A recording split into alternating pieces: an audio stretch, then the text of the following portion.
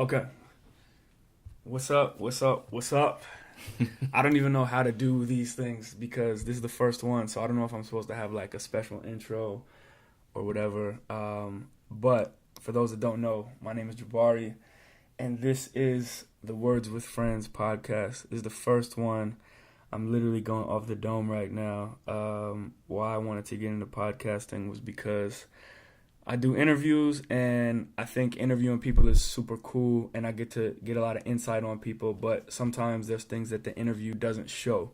So a lot of times you don't see in an interview a lot of the things that I edit out, a lot of the things that we talk about off camera. There's just so much that's like not reality in the documentaries that I might produce or some of the interviews that I've done. So what intrigued me with podcasting was the fact that it's pretty much unedited, unfiltered, and it's just audio. So the person who I'm doing the interview with doesn't really, there's no camera in front of their face, sort of altering their answers and stuff like that. So anyways, this is the first one, the Words with Friends podcast. Literally, these are going to be talks with some of my friends in the music industry, in my life in general, people I come across with, people who are not even my friends. I'm still calling it Words with Friends because I think it's a dope name. And yeah, so the first one is with none other than my man, Modi. I always get your last name. It's Oyewole. Oyewole. There we go. I don't say it with the Nigerian accent because I'm a Black American, but yes, this is my good friend who I've known for a while, and he in multiple reasons he was the guy that I wanted to have on the show first, but you guys will find that out a little bit later why. But Modi, introduce yourself, man. What's up, world? This is Modi from Washington, D.C., really Rockville, Maryland, but I claim the D.C. area. Do you say DMV? I said DMV. I like DMV. Okay. I think it's very, it includes everybody, Yeah. And why not try and claim people like Pharrell Yeah. and Timberland and all them? But really, it's Northern Virginia. But I think it's to me at least, because I grew up in Rockville, but I still consider myself part of D.C. I think DMV is all inclusive, so I support it. Gotcha. All right. So now, a lot of this podcast, because it's the first one, is going to be sort of introductory on like the style and what I'm going to be doing with this thing. But the first thing is, this whole thing is about life in general. Like, we're considered millennials, and people like to put us in this box of so many different things that you see on the internet, from like, well, millennials are doing this, Generation Y is doing this, blah, blah, blah, blah, blah. So we're going to be talking about just millennial life and what it means to be a 20-something in this crazy culture that we're sort of living in. So to understand that, you kind of have to understand how somebody grew up. So tell me a lot about growing up, being a child of immigrant parents, going to private school in D.C. Talk a little bit about that. Sure. Well, I'm Nigerian American. My parents are both born and raised in Nigeria, although they made it over to America. Did some stints in London for a bit.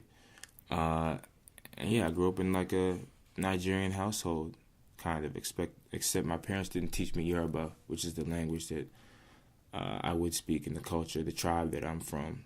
So I think that not having that language kind of separated me from a lot of the other Nigerian Americans that I knew, because a lot of their families, they spoke Yoruba, and I was always, they always made fun of me for not speaking it. I always was like, it's not my fault, my parents' fault, if anything. My parents, they're two very hardworking professionals. They both work at the World Bank now. My mom was a lawyer, and then her law firm dispersed. I think they just broke apart. So then she joined the World Bank shortly after that. She's been there for a long time. My parents both worked super long hours, drove us to work to school in the morning on the way to work. I was in every aftercare school program, took the bus home. or hour and a half bus drive every day. I think that's when I started listening to a lot of music because that bus drive was so long. Yeah, It's yeah. an hour and a half. Yeah. And you just have to start getting creative because you're the last person on the... I'm the last person on the last bus. kid so on the bus.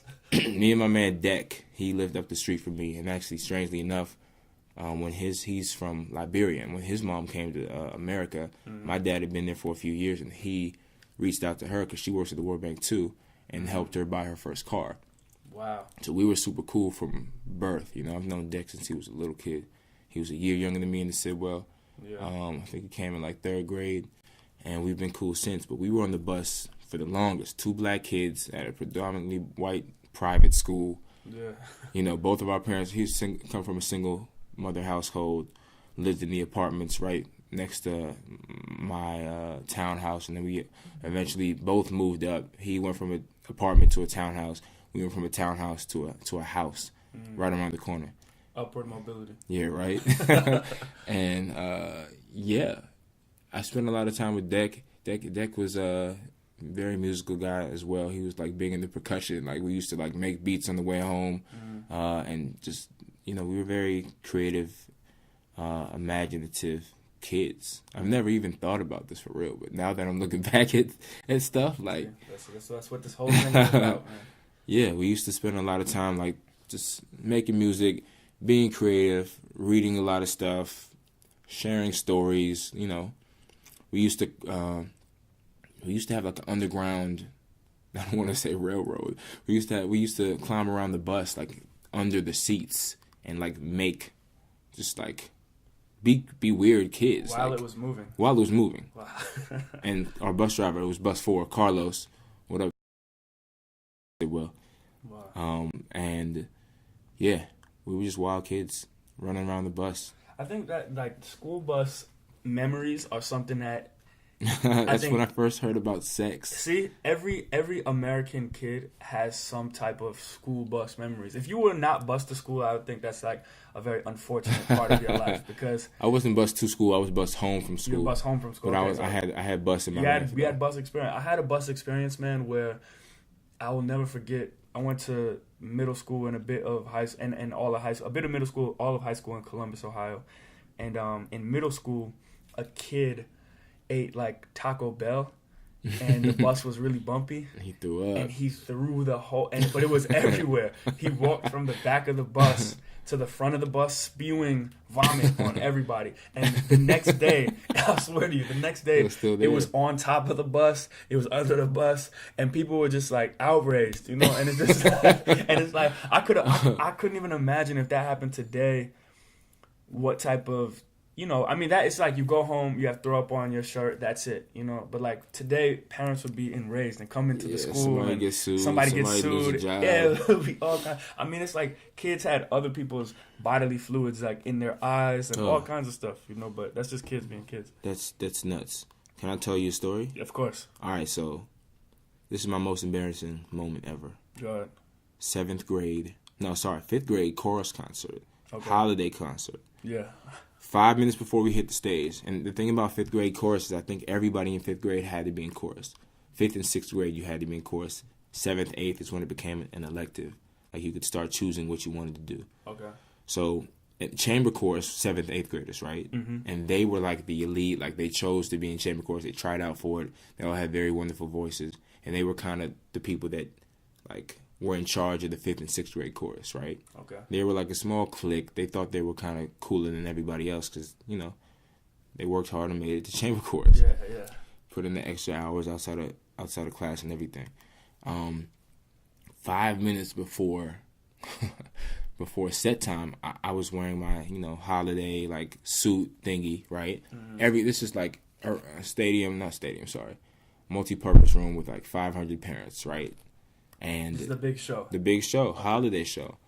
I had to go to the bathroom, and I asked the person that was, supervising us, hey, I really have to go to the bathroom. Can I go? She was like, no, you can't go. Yeah. You have to. We're about to go on stage. Like, just stay here.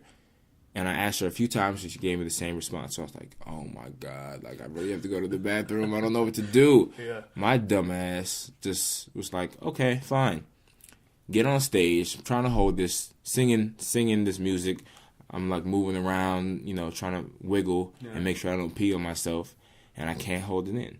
So I just start peeing in front of everybody. Yeah, but I'm in a suit, so it's like trickling down. It's trickling down my pant leg and my leg, and the puddle is just slowly but surely getting huge on the ground. Because whenever you pee in your pants, if you've ever done this before, it's the most pee you ever have. It's not like a small pee; it's like the biggest pee you ever had. So, yeah, this happened, and it was the most embarrassing thing ever because no one knew we were singing Winter Wonderland, right? And I was peeing, and after I peed, I like tapped my friends in the shoulder. I was like kind of crying, and I was just pointing down at the puddle, and everyone was laughing, and the word spread. So I had to just run off stage, and like there was like a nativity scene at some point, and in between, while that was going on, the chamber chorus guys had to clean that up. Wow. And I went home early. I left the chorus concert right then and there. My parents drove me home. They were like, "What? What happened?" I didn't want to go to school the next day. Concert was on Thursday. Yeah. I was trying to skip Friday and just come back to school Monday. Like, it didn't happen. Give it one day and everybody will forget. Give it a weekend. Yeah. Yeah, man. I don't know why I figured this is the time to share that kind of story. I feel like that's made me not ever be embarrassed about anything. Cause I was just what else can you be? What's worse than that? I was gonna ask you, Will, what? I had to go to school the next day and face my teachers. Everyone knew. Everyone made fun of me, but I took it in stride. Yeah. What's gonna happen? You get in trouble in school. I pissed my pants in front of everybody. I'm still out here. Yeah, out here winning. Yeah. From a young age, man. Okay, so what was it like going to school, black kid, public school? I mean, not public school, I'm sorry, private school. Black kid, private school in the middle of Washington, D.C. Because, I mean, this school is, Sidwell, for those who don't know, is like pretty... Sidwell Friends School, Quaker School. It's like a legendary school. Clinton's kids, or Chelsea went there. Yeah. Obama's kids go there now. Yeah. I think Al Gore, his son, got kicked out of Sidwell, had to go to another school, St. Albans, around the corner. But I don't know why it's a school of choice. I think it's because of the Quaker ideals, and it's very liberal compared to these other, like there's St. Albans, there's Landon, there's National Cathedral School. These are schools where you have to wear a uniform to school, and like they're just a little more strict. This is super liberal. So this is a private school where you don't have to wear a uniform? Yeah, for sure. I didn't even know that existed. It's like on some hippie stuff. Wow. Okay. It's really cool. Wow. Everyone, you don't know who's rich, who's wealthy, and who's not. Yeah. For the most part. Until people start driving to school. And even then, sometimes, I mean, everyone's chill. I think people were very open-minded. So this of course, you got your cliques and stuff. 12 for you? For me, pre-kindergarten. And wow. The reason why I went there is because D.C. public schools are not the best. Yeah. And one of the perks of working at the World Bank is that, at least back in the day, I don't know if they still do this. I actually know. They definitely still do this. Is if you go to school in D.C., the World Bank will pay the majority of tuition for private school because the public schools are so bad, and they're trying to get the best talent from across the world, the globe. Yeah. So that's an incentive for these people to say, okay, I can send if my kid gets into the school, instead of paying this $15,000 tuition, was what I think it was like 12 to 15 while I was there. It went up every year, of course. Most of that tuition, like I'd say 80% of that was paid by the World Bank. So a lot of kids at Sidwell, which is what people don't know, a lot of like my best friend Andy Suzuki, dad, World Bank. A lot of World Bank parents, probably like 25% of the grade, because the school's crazy expensive. Yeah. 12, 15 racks a year. Now it's more. I don't know. I mean, I'm not there. I know I want to send my kids there, but I just have to figure out how to get that money. I need a link with some power players. Well, I mean, if you watch, any type of TV, like what's that show? Don't say Scandal. I mean, I was gonna say Scandal, but I mean, any type of show that like is about the elite of America. There's always some type of connections that they have. Oh yeah, everyone's plugged. I mean, yeah, exactly, plugs. The thing. I mean, I got hella plugs. And Yeah. I think we're gonna talk about that because I want to it's talk about your network, your man. plugs. my plug game is nuts. Yeah, and like, it's just crazy. Like, and I also think a lot of it's just like, if you have a plug, the plug doesn't have to actually do much for you. I think just connecting with that plug and just have that positive energy. Like, I was on the plane today from New York to L.A. Yeah. I sat next to Ty Dolla Sign's father. I swear to God, and had the illest conversation about frequencies and sound waves. And How did you get to? I went to Ty Dolla. That this is Ty Dolla Sign's dad. How does that conversation? I would have never known unless Ty Dolla Sign's A&R, who signed him, was on the same flight as me. Oh, okay. He was on the same flight. Wow. And he was like, I said, I seen you last night. He was like, yeah. And then, because you just had a show at SOBs. Yep. Yeah. And so he said he saw Ty's dad. Yeah. And he dapped him up, but I didn't see that. He said I didn't see what the connection was. I just saw the dapping. So I just was like, I sat right next to the man because my seat was right there. Yeah. And I had seen him dap up his A&R. So I was like, oh, I said, were you at the show last night? He was like, yeah, I was on the trumpet. I said, oh, I was there too. It was awesome. He was like, oh, cool. I'm Ty's dad. And I was like, shook, because I had been talking about Dollar Sign for a minute. Yeah. Like, even in the last 24 hours on Twitter, I don't tweet a lot, but my tweets have all been related to Ty Dolla Sign recently. And I'm sitting next to the man's father. Yeah. And the man is a legitimate genius. He works for Yamaha as an engineer. Wow. And like, I just didn't expect any of this. But this man is an OG. Yeah. Did crazy stuff with Rick James, Tina Marie. He was telling me about this John B project that never was released that was so nutty. And he was just telling me all these stories. Like, he's been around. He's 55. Worked with all of these people. All the horns on the Death Row, early Death Row records are him. Wow. He was in a group called Lakeside back in the day. He used to tour with everybody. Like, he's a legit OG. And and just talking to him about, like, life, he's hip. Like, he knows what's going on. 55, works for Yamaha, knows what's going on. Yeah, I mean, if his son is Ty Dolla Sign. Exactly. And he's got more sons. Yeah. He got more family members that make music. Wow. Cousins, like.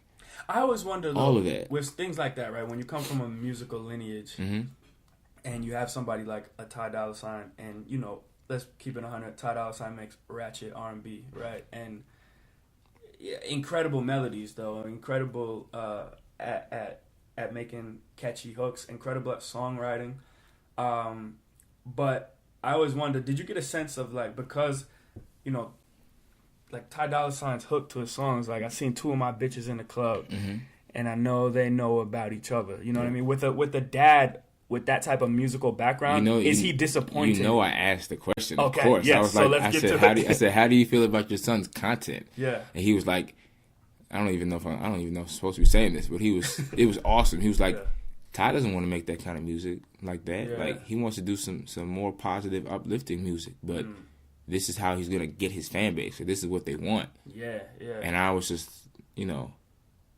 I was just blown away because the whole time I was sitting there, like, this dude is a legit professional, super smart guy, super sharp.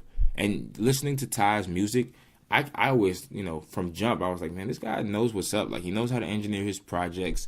I don't think he's the best songwriter by any means, but I think he knows how to convey, like, what he's trying to convey in his music. He's very like convincing. A good hit maker. Exactly, he makes hits. Yeah. Hits. There's like, a difference. Super catchy music, stuff that's literally like the most relevant type of R&B you can make today. Today, right now. Yeah. No one can see Ty Dolla Sign in my eyes, and as far as that like cross between R&B and hip hop. Yeah. Which is kind of like, it's definitely ratchet, but yeah, his dad was like, yeah, I mean, he can make a lot of type of music. He said that when he was making the other kind of music, people weren't listening to it. And I mean, he's a sad story. I know, right? And it led to further discussion, but I think at the end of the day, it's just like the music industry is a crazy place. It's hard to really like win. Yeah, I was talking to Double O from Kids in the Hall. Yep. Last night, and did they stay out here? Double O does. Okay. And he was saying that basically, like you're saying, it's hard to win in the music industry, and that there's a bunch of people that are basically like just doing okay, and then and then there are people who are like really winning, but those people are hit makers. You know, it's like the thing that separates these people. You know, like for instance, people in the underground, or if you look at like the underground, I said, well, what do you think about Haim? Right? I was like, Haim is huge. Haim, in my eyes, are like superstars, and they're big, and they're like, you know, basically the best new band of last year. They reach, you know, a wide audience. White people love them. Black people love them. Black people aren't as hip, but yeah, you know what I mean. Say, but there's black people that really mess with Haim, and you know, but 00 said, he was like, yeah, they're like at the top of the bottom. You know what I mean? Because they don't have a hit. Yeah. And when you don't have a hit record, it's like you can be as big as you want, but you're at a certain level. You're not mentioned in the conversations with the Rihannas, the Beyoncés, the Jay-Z's, and these type of people. Mm-hmm. And it's just hits that separate them. So that's kind of, I think that's like one of the craziest things about the music industry is that you could be doing it for so long, and you can be so, you know, you can be a working musician, but there's almost like a glass ceiling you reach until you have a hit record. Sure, but this is the other thing, though. I think that you don't have to have a hit to be like a successful musician. No, that's the other point. You know what I mean? It's definitely. like, I know a lot of artists that they've got their fan base and they're straight. They're making money off merch and doing all of that. They may not be in these big conversations, but they can still drive a nice car and come home to a nice crib. Live a simple life, yeah. Yeah, they can live good. And I mean, it just depends on what you want. I also think fame eats people alive. Like, you've seen it. There's so many people that are... Like, look, everyone out there, like, everyone in the spotlight is rocked. You seen Bieber? Got arrested today, right? He got arrested again, dog. Oh, I thought he was let out today. Racing. Oh, my God. Street racing, drunk. They pulled him out the whip. He was cursing, talking reckless. In his mugshot, he's smiling like it's crazy. Yeah, I remember this kid. I interviewed him. We're in a Ritz-Carlton right now. I interviewed him in a Ritz-Carlton in D.C. For real? Early on, back when Baby? Nah, this was before Baby. This was earlier. This was the first joint he had. What was that? When I met you, got my heart went knock knock. Now them butterflies in my stomach. What is that song? I wasn't really ever hip to Bieber until like. Oh my recently. gosh! It was his first song. It was It'll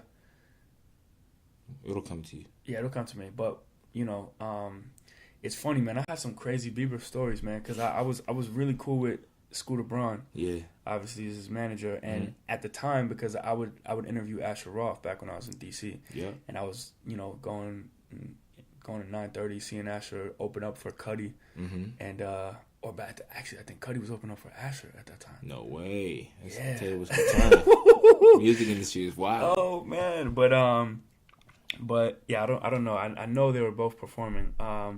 And then Scooter was just like, "Yo, man, Jabari, I got this new kid, Bieber." And I was like, "Wow." I was like, "All right, let me see." Like, and it's funny, me and Mike Wax from Ill Roots. Yeah. We just were like, you know, we were all, and after this, we're going to talk about how me and you met, but me and Mike Wax would get on Skype with Scooter Braun, and Scooter would play us records from Bieber that, like, was never released. I mean, we was listening to, like, Bieber and the Cool Kids, stuff that never will see the light of day right now. Wow. But I've heard the records with those two. And it would just be like an hour on Skype listening to these Bieber records, and Scooter would be like, "Oh, do you think that's good? Which one?" Like, da da da da.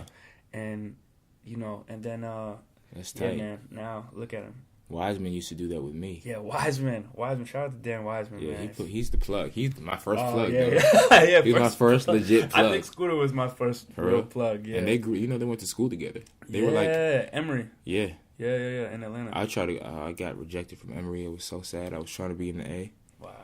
Whatever. I made it out. So you and I met in. I feel like we always talk about like when. I don't think know. I think the first time I met you was outside 9:30. You were on your super grind, and I seen you. I just had seen you on the internet, and I was like, dog. I just said, "What's up?" Like, yo, I fuck with what you're doing. Like, I see you out here working. Yeah. And you were just like, "Yo, what's up?" And then you went into the joint. Was I interviewing somebody? Yeah, you were waiting for somebody. You were like, "I'm out here working." Like, you were waiting for somebody. Wow. You weren't really trying to talk. Oh, no disrespect to me. It was just kind of like you were like, "Yo, good to meet you." Like, what's up? I was so focused. Appreciate it. College, yeah, man. You were, and you had somebody. I don't know if it was just with you or you had some people with you. It was me and one guy. Zach, who his rap name was Articulate. Oh, okay. And he kind of fell off the face of the earth, but yeah. I think he told me about that. He literally just disappeared. Yeah, he was my roommate, everything. He just bounced. But all the best to him. But yeah, I mean, so that, but I remember after that, maybe, because I don't even remember that, but after that, I think you and I would see each other at random events in DC but you were at Boston College and I was at Howard, and I think it was something at Durkle where we might have had that first real conversation. And Durkle is a DC brand, by the way. Shout out to Will Sharp. Shout out to Will Sharp, man. He's the man. One of my really good friends. But yeah, so shout out to Lucas Pierce too. Lucas is actually, I think, the reason why I was hip to Durkle, because he was out there. Lucas is the reason I was connecting initially as well. Yeah. He was the plug. Shout out to Lucas. Heard he's in New York, hustling. Respect. Yeah, but we met there, and then I think after that we started. I was going to at the time DC2BC.com, which is what you were running. Yes. And I think I realized, and let's get what time frame is this? What year is this? This is 07, 08. 07, 08. That's when it started to jump. Okay. So then I would go to your blog, and then we would talk a lot on Gmail, which you still do to this day. Yeah. We talk on Gmail chat, and I just realized how much of a musical sense you had. And I think it's funny because a lot of people don't know this, but people always, because I have visuals, I was always interviewing artists and putting it up online. People would look at me as like, oh man, you know what's gonna pop, man, because you interview Nicki Minaj and then 6 months later she's huge, or you interview Justin Bieber and da da da.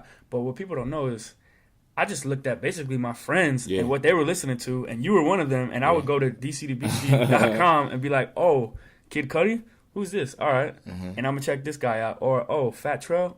Okay. Yeah. Oh, Tabby Benet?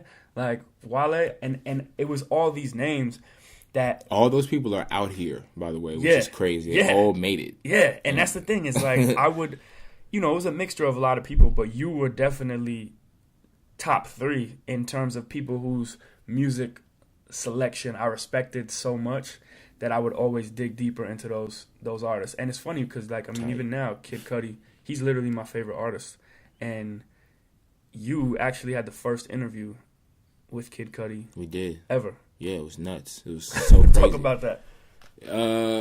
I was interning at Def Jam, and I remember my boss, Fabian Lays, I was just scrambling around on MySpace. I found this song, Day and Night. Had like 57 plays on the joint daily. I was like, this is the nuttiest song I've ever heard. Yeah, I was literally going nuts over it. No joke, nuts in the office. And I was trying to get Fab to give it to Jay Brown, who was the A&R. She was A&R coordinator. I was like, yo, Fab, you gotta listen. Yeah. Fab really was not trying to listen. Jay Brown said it wasn't tight. I said, fine. Yeah. MySpace at the time was how I connected with artists. I hit Wale. That's how I met Wale, off MySpace. Oh yeah, and I met so many people. He started hitting me off my sidekick. And when he came to Def Jam, the only reason I was able to, like, he knew me. He walked in the building, he would dab me up. We talked. Like, we used to talk about Camp Low because he loved Camp Low. We used to talk about all that. I ran into him yesterday at Ty Dolla Sign. He was there. Wow. And just like it's cool because he still remembers me. Like, I think it's always cool when these artists that blow up still know who I am. Yeah, I know. Yeah, that's like, what? That's incredible, fact, right? I remember I seen you. You were doing something at Love one time. Kevin Durant was there. Yeah. Wale was there. Wale see me, he'd be like, what's up, Modi? And I was like, what? Like, how do you still know who I am? Shit. Yeah, I think Wale and I were having a conversation, and then he's like, Modi, come over here. Exactly. And I just think that's crazy because we're meeting off the internet. You feel me? Straight off the internet. MySpace messages. He supported. He's the reason that's my first, because that was my real plug. Wiseman and him. Yeah. They used to put on for us, send out the MySpace bulletins with DC2BC, like dedicated DC2BC blasts. They just be like, yo, check this out. This is the first time I released my song on this blog. This is when music blogs weren't jumping like that. Yeah. I feel like I lost. What was I trying to say? Well, we were talking about Cudi and how you had the first first interview. Okay, so they didn't like him. like that. They weren't hype. I was Def hype. Jam wasn't Def hype. Jam wasn't hype. Yeah. Not saying I was like pushing this to say, hey, best artist ever, but I was like, yo, like Fab was like, yo, you know, you're interning in A&R. If you like some music, give it to me and I'll give it a listen. And mind you, coming from a major label, I worked at Capitol for 2 years. They don't listen to this young is the folk, exact. They don't- This is the exact problem with major record labels right now. For any major record label person listening, start listening to the youngest people in the label Exactly. because they always know I'm gonna tell what you is this. next. We have Period. interns for each of the BC, and youngest kid, Deron, just turned 18.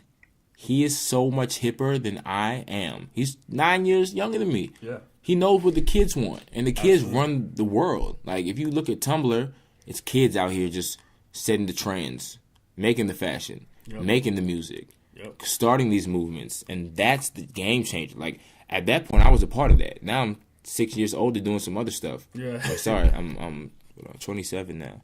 Just much older, but I digress. Anyway, I sent a message to Cudi on MySpace, and we just coordinated an interview for when I went back to school. Yeah. For radio, and he called in to our bootleg show. It was running on AM off the whack. It was so whack. He called in. We asked him any question for like 15 minutes. He was super cool. Afterwards, you know, when we went to like commercial break, or not commercial, but we put music on. Yeah. He was like, "Yo, how did I do? Like, how was it?" I was like, "Dog, that was incredible. Thank you for sharing your story." Yeah. He was telling about how he moved from Cleveland to Brooklyn, all of that. No one had ever heard this story before. I mean, not on the airwaves. Yeah. And it's crazy. I don't even know what that is. Like, if I can dig that up, Yeah. ooh, that's some internet gold right there. That is. But yeah, man, I ran into him at the Bape store because he used to work at the Bape store, and I used to take like my pilgrimage to New York. That was like, you know, the coolest place you can go to on spring break. I didn't go home. I went to New York. Yeah. Ran into him there. He sold me a Bape crew neck, and I was like, yo, man, I interviewed you on the radio like a few weeks ago. He was like, oh, shit. So he took a second, took like a smoke break, and talked to me outside and was telling me about everything he was about to do. He was like, yo, like, I'm not even going to be able to work here anymore. It's about to get crazy. Me, I was like, oh, this guy's got a big head. Oh, and I wrote a blog post about it. Yeah. This is the time my blog wasn't huge, and neither was he, but he had just been signed to Kanye. He seen the blog post. He was furious, and I think that's what turned him on right there. I wasn't talking smack. I was more like, yo, he just dropped some songs that were loosies that he just was talking about a new This tape. was before a kid named Cudi. Yeah, right His before. first He was mixtape. dropping these loosies, and they weren't tight. And I was just like, I think he needs to go a little harder because like he just can't drop from that day and night sound. Yeah. Not saying he had to make the same music, but he had to have consistent records. And the Lucy's didn't make the project. So at the end of the day, I wasn't saying anything wrong. I was just saying, like, look, like, I think he's a beast, but this better not be what his album sounds, his project sounds like, because I think it'll be a problem. Yeah. Anyway, that's when I think I stopped writing anything negative about artists. I actually said... Now, there's a rumor that Marcel told me. This is literally like last night he told me this. He was like, somewhere Kid Cudi was asked like something like, what do you think about Modi? And he was like, fuck Modi. Yeah. So was that because of this blog post? Yeah. Oh my goodness. Yeah, but he called me Madi. Oh, okay. And he has a song where he says, shout out to the Madis. But the thing is... He says hotties. Yeah, I was going to say, but the thing is, I don't really know what he says. Yeah, he says hotties. Okay. Shout out to them hotties. If he did say that. I'd be like, yo, he still remembers me. He came to BC, which was tight. Wale came to BC. J. Cole came to BC. Shouted DC the BC out on stage. Yeah. Both of them did, which was so tight. Nice, man. So you're in college. You got this blog. It's popping off. People are coming to it, visiting it. You're meeting artists from it. Is it then that you realized I want to work in the music industry in some capacity, or? At that point, I had no idea what I wanted to do. At that point, I was going to class, and instead of paying attention, I was blogging. And then after I graduated and I didn't have a job, I was like, man, let me go to New York and pursue something. So my man Ernest, who I actually ran into last night, he was a big supporter of the blog when he was entering at Complex. He was about a year younger than me, maybe 2. Yeah. And he always was telling Complex people like, yo, this dude Modi's got a dope blog. Check him out, blah, blah, blah. So he was stamping me super hard. Ernest Baker. Shout out to him. Yeah. What a legend, dog. He's a legit legend on the internet. He's a good guy. Oh, my God. Yeah. I don't really know him that well, but every time that we've like talked and stuff, I've been like, yeah, this is a cool dude. He's very smart. And At the end of the day, he's very smart. He's like, I feel like there could be a movie about him being the protagonist. And it would be a tight ass movie. But a dope director would have to do it. Okay. He's another type of guy. Yeah, so he basically got me in the door at Complex because he was stamping me, put my resume in. They asked me to come through. I hopped on a bus that day. Once I got the confirmation, I was in and out. Literally, I was in the office for 15 minutes. Yeah. 4 hours there, 15 minutes there. Went back same day. Back to Boston. Either bus. Nah, I was out of school at this point. Oh, so at this point you're in DC. Okay. Yeah.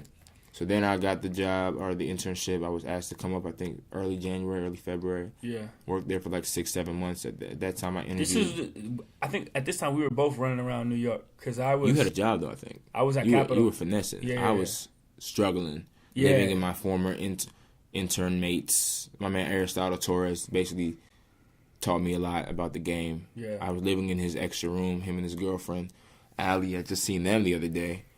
This world is so small. It's small, I love man. it. It's so small. So they were holding me down with an extra room in the crib. I was like doing odd jobs to stay afloat in New York, which is tough. You know, New York is tough. Even if you have a regular salary, like I don't even know how people live. Yeah, I was dying, dog. Bro, there was a point where I was making $50,000 a year in New York, roughly around there. And anywhere else in the world, you could make that, and you'd be all right, bro. I was eating ramen noodles. You know what I mean? Like, New York's expensive, man. Rent's expensive. Like man. Walking around, moving around. So many people. I don't really like New York like that, but I do love it every time I do a stint there. Anyway, I was there for like 7 months, and then they weren't hiring, but I got a job at Dr. J's writing as a blogger. Yeah, I remember that. And that wasn't the move. The woman who hired me, her name is Simone, boss lady. I don't know what she's doing now. I think she's working with Spray Grounds. Doing something with Monster Cables. Oh, okay. I think I seen her at A3C. I seen her in Atlanta. I seen her from afar. Okay. And she believed in me, but basically this is what happened. My best friend's 2 brothers died in a car accident, and I left New York to go, see my man's family and do all of that. Yeah, I remember. And I was gone for a long time, but I told her, I said, hey, I can't come back right now. This was literally, I think BT Weekend Awards happened right then. Yeah. So I was literally partying that weekend, and my best friend's 2 brothers had just passed. I was in LA. I didn't have any bread, so I couldn't just buy a ticket to come back. I literally just had to ride it out. And then once I hit the ground, once I came back, I went straight to D.C. Literally the same day I got back from, I think I was in New York, went straight to D.C. with my man Nasser's family, there for the man, because, it was my best friend. Yeah. Just lost 2 brothers at the same time in a car accident, 2 younger brothers. Crazy. And I wasn't there for, the biggest time he would have needed me there. You know what I mean? Mm-hmm. So I felt super bad about that, and I went back home. And I told Simone that I wasn't coming back anytime soon. She wanted me to come back the next day. And I said, I'm going to be here for the week. Yeah. And she was like, all right, well, if you're going to be there for a week, I'm firing you. And I was like, okay. And I just never went back to New York for real. Yeah. At that time, it was I remember we would talk about whether you should be in New York or D.C. And when that happened, you were kind of just that kind of sealed the deal, and you were like, I just need to kind of be in D.C. and May. I remember your words were kind of something to the exact words of, I want to make it pop in my hometown. You know what I mean? Sure. I want to put my city on. I want to make, this sort of music industry that we work in. I want to make people know that there's a lot to be said, and there's a whole culture down here in DC. Sure. And I think that you guys at DC to BC and what you guys have done with Trillectro, which we'll get into, has really shown people that whole area is just, there's a lot of stuff there. You know what I mean? I think so, man. It's a rich in culture area for sure. For sure. And I think it's really hard to I think we could do a much better job, but I think it's just we're only it's super hard to really encompass everything that's going on in DC because there's so many movements. I respect a lot of movements. When you're throwing a festival and it's your property, you have to understand, like, one, you have to make money, right? Two, you have to make sure, like, it falls in line with your ideals and everything. Like, yeah. Because it's a lot of work. We didn't make money the first year at all. Like, we put in so much time and effort and took so many L's, but learned so much. Second year. Hold on. Before you go, before you go into this, for those that don't know, Modi is a part of a company and a collective and really just a group of friends called DC to BC, and they throw a music festival in DC that is in its just finished its second year, and it's called Trillectro, and it is a hip hop and electronic music festival.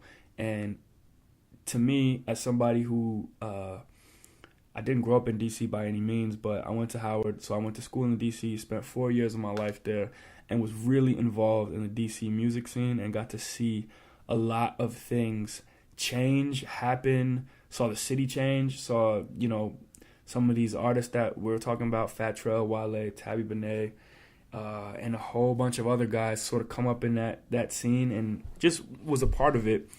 I think that with what you guys are doing with Trillectro, I just think it's so necessary for DC, and I think that a lot of people in DC feel the same way and respect it even more because it is from a whole bunch of people that are from the area. You know what I mean? Yeah. So sure. that is what Trillectro is, ladies and gentlemen. So yeah, sort of explain that, man, and how you guys got the idea. Yeah, to do it. It's pretty simple. So at this point, I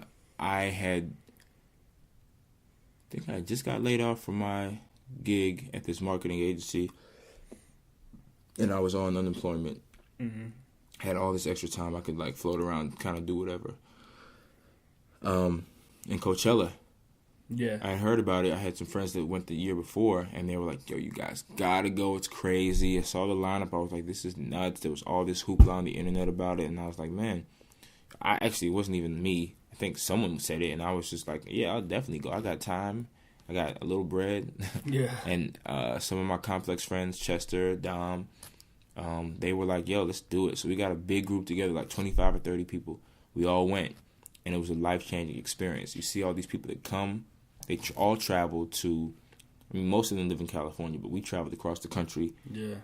Then rented a car, drove to Indio, camped out for 3 days, and just hung out with friends for the sake of great music. Yeah. You know, it brought everyone together. It was like just a hippie experience, and I really loved it. And after we came back from that, we were all on that kind of like Coachella high. Mm-hmm. And we came back and we're like, yo, that was the best 3 days ever. Like, we need to do something like that in our city. And I remember being in Quinn's house. We were all kind of bouncing ideas off each other, like trying to figure out what we wanted to do, what we would call this idea that we had, which was basically creating a movement like that in our own city that we could grow and we keep it organic. It's not like, you know, just keep it organic. Yeah. Something that's really like a representation of what we like and who we are. Yeah. And, you know, Quinn at the time was working at Sirius XM, so he was putting me and Marcel onto all this electronic music. We weren't hip to that. I had been a hip hop head and like a kind of like post Pharrell era head, Pharrell era Timbo head. That's what the school I came from. So I don't know. We just wanted to kind of create something that I don't know was all of that. And I remember, I don't know who said it, but I'm always gonna claim that I said it. I said it, Trillectro, because at first it was Trillfest, and that just didn't really like, go. Yeah. But Trillectro, once that was said, everybody was like, "Oh shit!" Yeah. And we went to go get our pens and papers and laptops, started writing down ideas, and just built it. And we started telling people we wanted to do it, and people were like, "Nah, you don't have enough time." Because at this point, it was Coachella's April. It was, you know, and it was literally days after Coachella, maybe the day after. And we just got the idea. We started working on it. Then we pitched it to people. They were like, "Nah, you can't do this. You need at least a year, 2 years to build this." That's what one person who will remain nameless said. Yeah. And we were like, okay. Still went and tried to do it. We emailed all these artists that we wanted. We had done a Kendrick Lamar show and a Fat Trail show, so we had 2 shows under our belt by this time. But we weren't. I I think it was crazy ambitious that we said we wanted to do a music festival, and we didn't really think about, like Marcel always says this, we didn't really know what we were doing. We kind of jumped into it without really thinking about it super hard, so we weren't really discouraged by the actual, like, things that we should have been discouraged about. Like, we had no fear. And I think that's what changed the game, because, like, we weren't worried about anything. Even the thing is, the day of the festival is when you realize, damn, we about to spend a lot of money, almost 6 figures on this thing, and we're all broke. Yeah. You know, only person. Yeah, I didn't have a job at the time, so I was like super broke, and all the money that I had ever made was going into this. You know. Yeah. And I'm pretty sure everyone loaned me some of the bread. I've been paying it back for a long time. I've been paying it back for like a year. You know, before I could say I didn't owe anyone any money, but yeah. You know, we built it. It worked. People came out. We kind of represented the new. We had Schoolboy Q headline, who had done the Kendrick show for us the year before. It was just a really good experience. And although it wasn't the greatest, like, you know, it definitely had its growing pains. Mm-hmm. But overall, people said it was one of the greatest events they've ever been to in D.C. And a lot of these people aren't fortunate enough to go across the country and hit Coachella. So this was their Coachella. Yeah. You know, and I think to be able to bring that experience to so many people and make so many people happy. And the cool thing is the brand was super organic. Like, there was no face to it. We had good art direction. We teamed up with this artist named Sita from D.C., who was like old school. Like, she came from the underground, like, music and graffiti scene. So she was super hip as to what was going on in D.C., from D.C., a little older than us, but artistically one of the best to ever do it out of the city. I actually saw her art on the mural, and I hit her off the email address on there, and I was like, yo, I need you to do our art.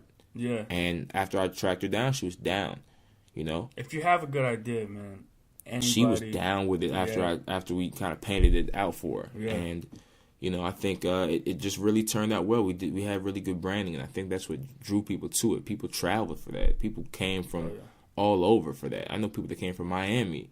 People that came from, like, it was literally like some crazy stuff. I couldn't believe we did it. This is just it was nuts. Idea. Oh my God. Okay. What then? Because you got, the thing is with all of you stumbled into all of this. You know what I mean? It's not like you set out. There was no path. Yeah, I mean, you were blogging. I'll say this though. I always had an idea. I always wanted to put on, and it was just like whatever. I don't think I never really have the exact idea. I just have like some people know I'm gonna go work on Wall Street, and then I'm gonna go do this. Mm-hmm. I just have the idea, like, I want to put on for my city however I can. Okay. So any opportunity I can to blog, boom. I had people like Nando McFly, who's now Nike Nando, who's now opening for Dom Kennedy on our Dom Kennedy show tomorrow, which we're doing, and we're in LA, which is tight. You know. Who speaking of Nike Nando, who just did the theme song to my new web series, Follow Me. Wow. Yeah, for that's real? Nike Nando on the intro. Yo, that's crazy. Just because I think he's a good kid, man. He's a good kid, good artist, and I seen him grow. Quinn put him when Quinn was interning at PGC or KYS, I think it was PGC. He asked me, yo, Modi, I need some music for like new artists. Like they had like a 6 o'clock new artist segment. Yeah. And I gave him this AB the producer produced song. He flipped a Daft Punk One More Time and crushed it. The song's called Sick. And I loved it because it rocked. It's just AB the producer is one of the best producers ever come out the city. Yeah, he's cool. And I mean, Nando was on the craziest beat, so I passed it. They put that on the radio, and that, I feel like, you know, when you know, if you're an artist and you hear your song on the radio, that'll motivate you forever to work hard. Yeah, he's been working hard since then, because I don't know how seriously he took hip hop music until he had heard himself on the radio, and the fact that we can now give him an opportunity to open for Dom Kennedy, in a venue that holds 2,000 people, that's just nuts to me. Yeah. But like I said, I say that because he was one of the first DC artists I ever blogged. You know, first people that were sending me music, because he saw it and was like, "Damn, this is the perfect way I can get my stuff out there." Yeah, and he appreciated it. Him, people like Lyricist, G2, Tabby, Wale, of course, Trell, like so many people. They all like went through us at some point, and they're all, you know, working hard to get on. Yeah, they're either, you know, a way bigger fan base. I mean, everybody that you mentioned has a bigger fan base out now, and some people are just like, you know, they're really doing it. Like, it's crazy. I really love it. So before we get out of this sort of music area, man, Trillectro is now in its second year. And about to be third. About to be third, yeah. Second finish, so about to be third. What are the biggest things that you've learned? Because, you know, this is all independent. A lot of people don't realize it. We're talking about a music festival that went from 5,000 people the first year, maybe? 5,000 to 10,000. To 10,000, right? Trying to get to that 10 to 15 this year. Exactly. And this is all independent, man. There's no big company involved. There's no AEG. There's no Live There's no Nation. money. Literally, we don't have no funding except us. Exactly. And we're broke while it's going on because all of our bread is going straight to everything. So two questions. This is a two-part question. Is like, what are the things that you know now that you didn't know the first go-round? But also, man, what is for some of these people that are going to be listening to this are like, man, how do I do something like that? How do I throw a music festival in my city? Or how do I even throw a concert? Or how do I do anything? You know, it's like, what do you say to people that are sort of trying to follow in your footsteps in that regard? Great question. Well, the first part, what did I learn, basically? Yeah. A lot, man. I think it's just about how to approach people. That's one big thing, especially these organizations. If you want sponsorship, if you want to work with these artists and these agencies that have the artists, you got to know how to approach it. Yeah. You got to understand just the marketplace, how much artists cost, how early you have to book people, how to kind of haggle and bargain and who to even contact, negotiate. Sure. Exactly. That's when it gets tough because everyone has a plug, and then you talk to them, and it's not really the move. There's always somebody that does not, your homie does not know. Your homie does not know. Yeah. Unless you're in the music industry for real, your homie does not know these artists like that. Yeah. And they can't help you because their agents are trying to make the most money for them. Yep. I think it's just, but really, I think a bigger message here is probably branding, like understanding how to brand, how to make sure, to align your brand with the ideals and the values and everything that you want to represent. Because we didn't have, the first year we literally did not know what it was going to look like. I just started writing stuff, like literally wrote a paragraph and painted this vivid picture. And that's what I planted in people's heads. So we pushed it to everyone. When we would talk about it, that's how we describe it. Glow sticks and gold grills, like talking about just a vision, like on some I have a dream speech shit. Yeah. And that's what I think. And then having the branding kind of fall in line with that vision and working closely with the designer. Mind you, we had never met before. This was all over the internet. She was back and forth between New York and DC, and also we just were really good at using the internet, Yeah. So and people think that. Wow, sorry. That's my car alarm.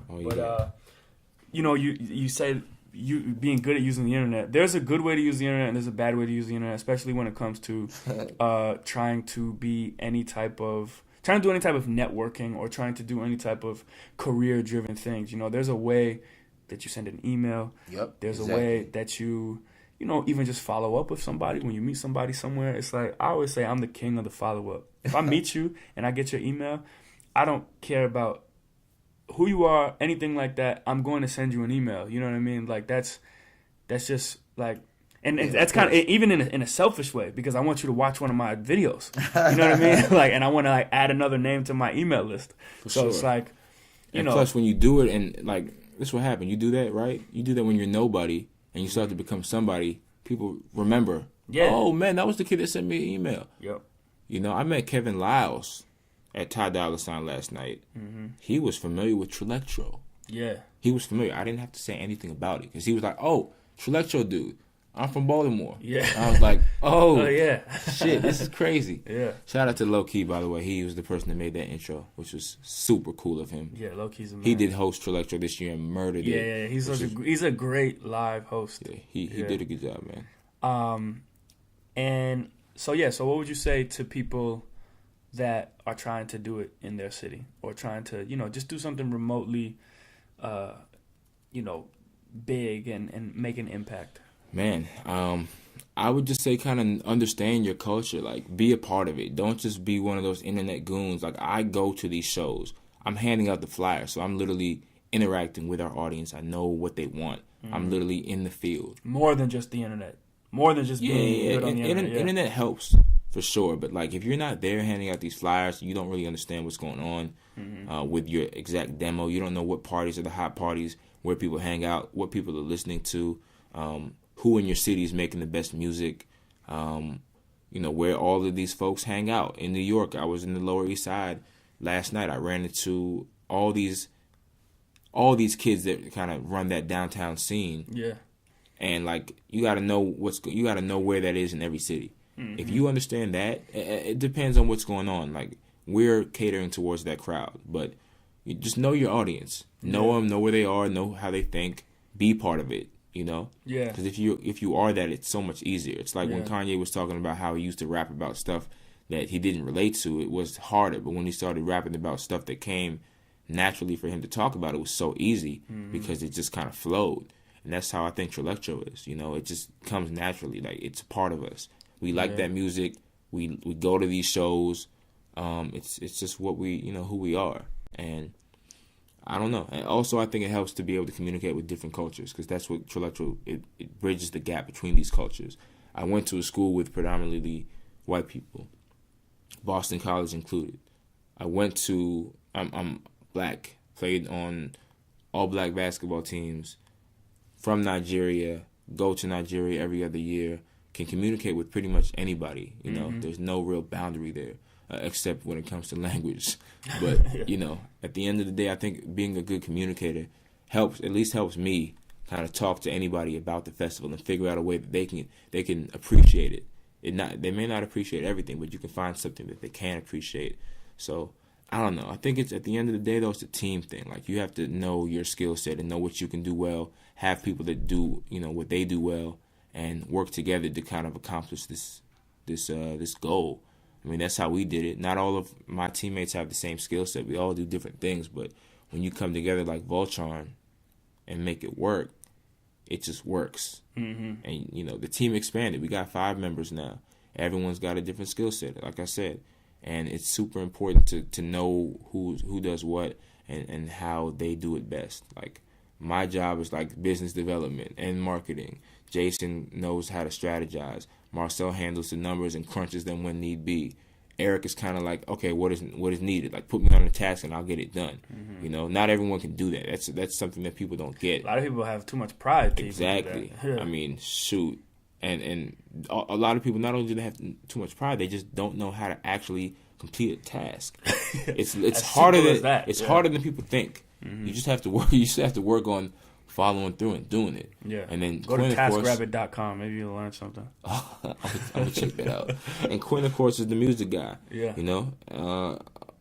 I used to be that guy, but I think Quinn knows music. He's also a DJ, so he literally he's in the field. He knows the music. He knows what's being played. He knows who's hot. He knows what's all of that stuff. So having all of those people doing what they do, we couldn't really be stopped as far as the movement we're trying to create. It's like super organic. It's not forced. We have no big corporations involved. We got people that rock with us. We got shout outs from big magazines and big brands that align with us. But at the end of the day, it's just some kids that have had an idea and executed it. Yeah. And then we convinced the city to believe in it. And here we are, going into a third year. The mayor of D.C., Not even. I'm from Maryland, bro.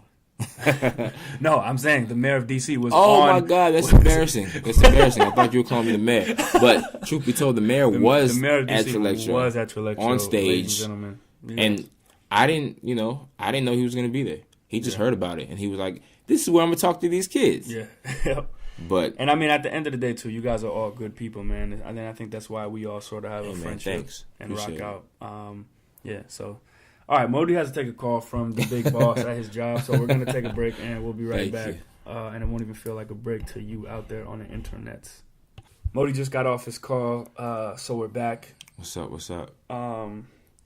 I was on social media while he was on his call.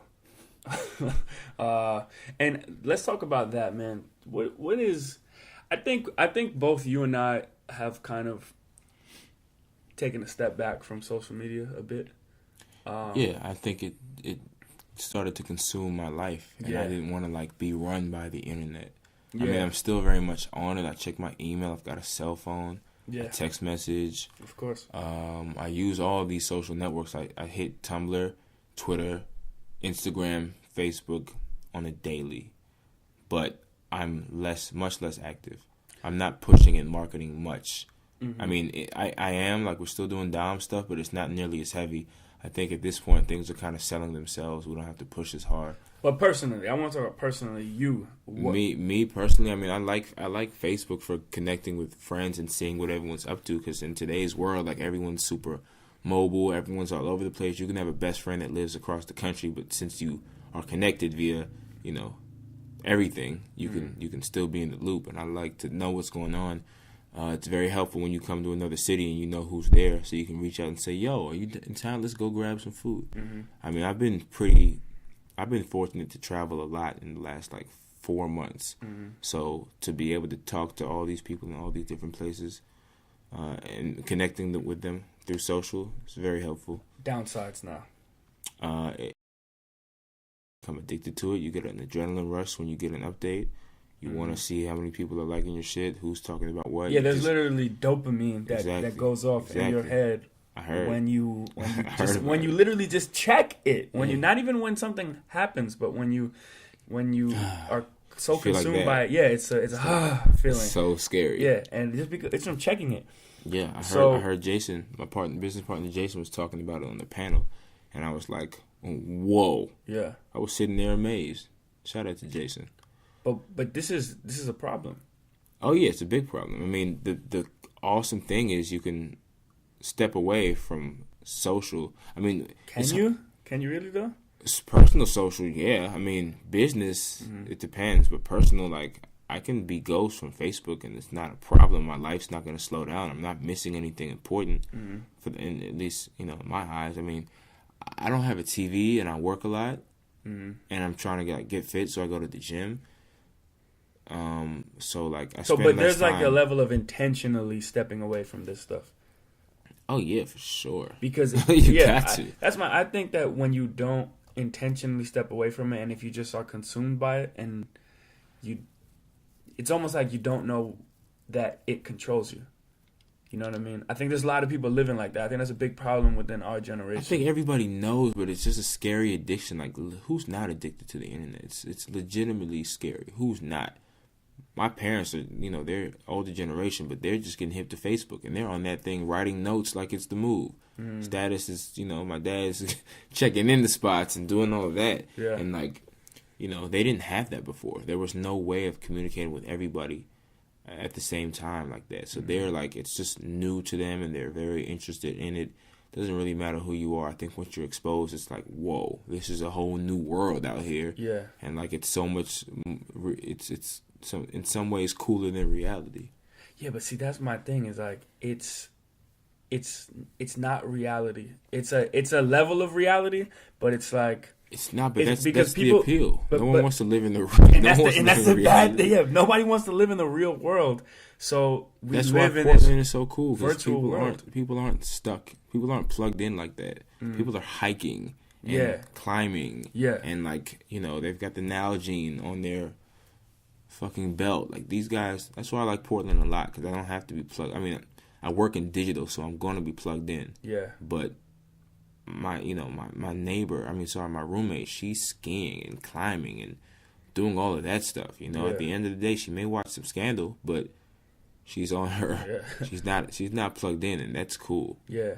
I know there's 8 key things to a happy lifestyle, and I know being connected with nature is one of those things. I need to get more connected. Yeah, it's very important. Phil Annan, he's one connected. Oh yeah, Phil is connected to nature for sure. He is nature. Yeah. Okay, so speaking of now what you're doing, you're up in Portland and you're at Nike. Yeah. What type of life switch has that been from, Oh man, it's been a very positive life switch. Once I got the job, it literally changed my life because I was at like a very strange point where Trillectro was like so far away, and I was eating up all that Trillectro money on just living. Yeah. I hadn't had a Red Bull project. I used to work for Red Bull. Hadn't had a project since September 21st. So like I didn't have any money. That's when you like it's real when you know the date of the last time that check came through. Exactly. So, it was like a blessing. I had just literally come back from Nigeria. My man Freddie was like, "Yo, I have some business to do with Sean Kingston, Takara, a few artists just wanted to hang out. They wanted to do a show out in Nigeria. So he asked me to come with him because his business partner couldn't." And I was at that point where I had the flexibility, like I mentioned earlier. Which, by the way, if you're an entrepreneur, I think it's super important to like have that flexibility because all the awesome things that you can do, like go to South by, go to Coachella, go to Nigeria off the random, it allows you to really like to seize opportunity. But yeah, I just was able. The day after I came back from Nigeria, I got a call that they were interested in hiring me, and days after that, I got another call from another agency out there in Portland that was also interested, and they were both Nike positions. Like I'd be working with Nike regardless. I just chose Nike at the end of the day because I thought it was a better fit, and I'd be working on some cooler stuff that I don't know about. I don't want to keep on doing. I could do social. I was gonna be running Nike basketball social, or maybe not running, working on, versus developing an app, which is what I'm doing now, and it's really really cool. Process that I can't speak on because I signed all this paperwork.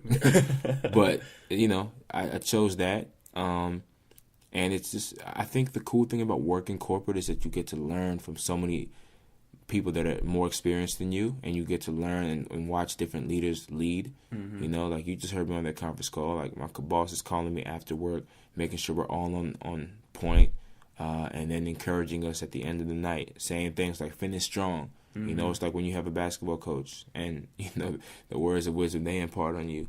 It's cool. So that's one thing I really like about corporate. I also like steady paycheck, which is awesome.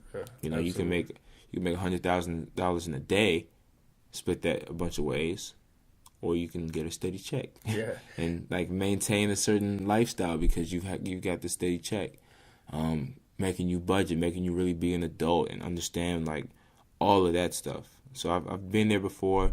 I've been the entrepreneur. Now I'm entrepreneur with a steady paycheck, which is cool.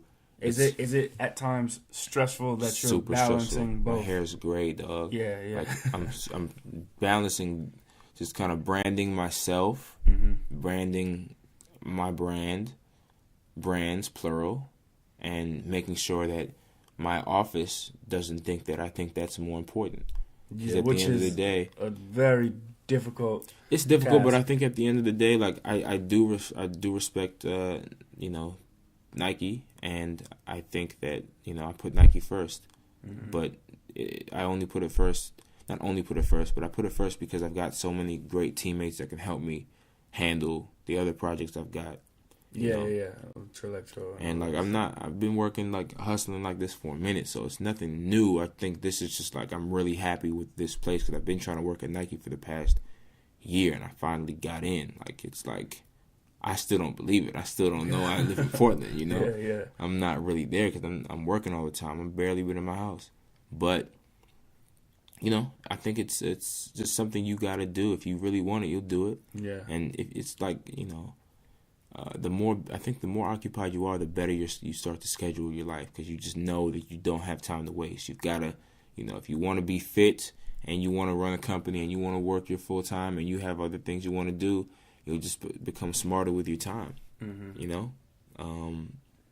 So I think the structure is helpful, and I just hope I can continue to do this, build brands and work for brands, and learn from them and implement the insight and the learnings into what I'm doing.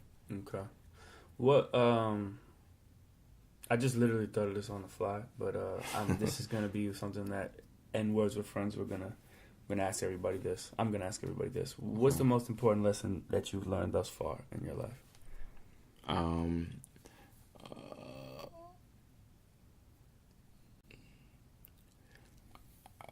Lesson, man. Maybe you can do it too. Pharrell put me on that. Mm-hmm. Meaning you can literally, you can do it too. You know, you can literally do it. Like, I think I always had a dream of trying to, you know, accomplish certain things and leave a mark. And then, you know, I think the reason that I never gave up is because of all the people I put around me, like the motivational people, the people I look up to, the people that inspire me. All of those people around me at all times. You know, I had Pharrell, I had NERD on my ceiling in college. Every time I woke up, they were there. Like, their music was so inspiring to me, you know, and listening to, like, when I wanted to be a producer, you know, like just having that music always around me, listening to it, talking to people like my dad and my mom who, you know, they literally came from big families, made it over to America and built their own family. Now they're straight, you know, and having that, seeing that every day, super motivational.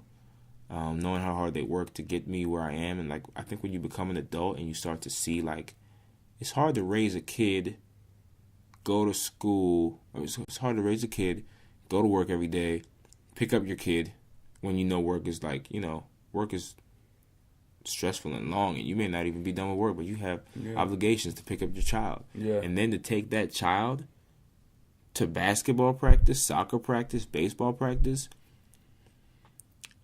I don't know how that's done, but these are superheroes, you feel me? So just being motivated that way and understanding, like, seeing, like, my best friend, his mom was a very powerful woman in the industry, and she just, like, being in the entertainment industry and being around her and just seeing what she does, like, not even, you know, just watching her and seeing how important her role is and how she kind of structures her life and makes sacrifices.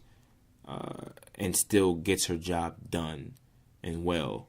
That's motivational. When you see that, when you're around that, like, how can you can't lose, because then you're going to be the person, like, what's going on with him? Why is he lacking like that? You're around so many powerful and motivational and inspiring people that you can't really fail. So that's what always keeps me, like, I know you can do it. It's hard, but you can do it. And that, I mean, I think that's the biggest lesson that I've learned. As simple as it sounds, it's just like, don't give up. Like, you can actually make it happen.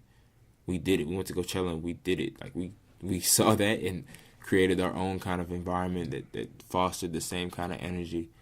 I don't know. That's what I learned. Yeah. What about you? Can I ask you that? Yeah, sure. I think, man, I think the most important lesson that I learned is that happiness is inside you. It's like a hybrid of happiness is ultimately inside you first, and to be happy, it's within. Nobody else can make you happy or unhappy. Like, things can alter your mood and your happiness and all that, but, like, just being a happy person in general has to do with you first. And the way you get to happy, I think, is through, like, self-love and understanding truly who you are as an individual, spiritually, as a human spirit within a body. You know what I mean? Knowing that is you, not your flesh, and the outside is you. This is just a means to an end. Yeah. Flesh. You know what I'm saying? But, like, I think who you are is really what is that thing that is inside your brain. You know what I mean? That the thing that makes you you, and that's your spirit. And I think that's where true happiness lies. So I think that's something that I'm like, I really learned that over the past year, and it's let me know that, like, I can do anything, kind of in the same, you know, regard as you're saying, like, but that understanding that I am in control of everything. Beautiful. It just let me know that, you know, there's no limitations to life. You know what I mean? And I'm as happy as I've ever been, and I want to continue to stay this way. You know what I mean? So yeah, I feel the same way. I'm the happiest I've ever been right now. Yeah. Just because it's like, damn, I can't believe all this stuff actually worked. Like, everyone told me it wasn't gonna work, and it's working. Yeah. So, and, like, even when if it goes bad, and it will. You know what I mean? Like, there Of are course. things that will go bad. For sure.